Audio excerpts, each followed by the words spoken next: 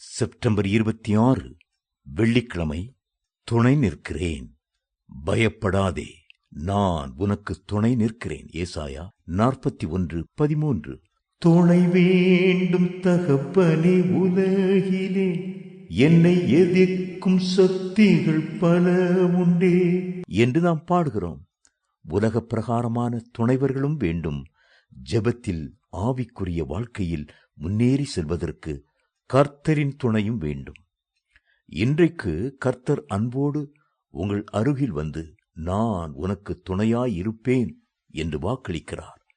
உன் தேவனாயிருக்கிற கர்த்தராகிய நான் உன் வலதுகையை பிடித்து, பயப்படாதே, நான் உனக்கு துணை நிற்கிறேன் என்று சொல்கிறேன்.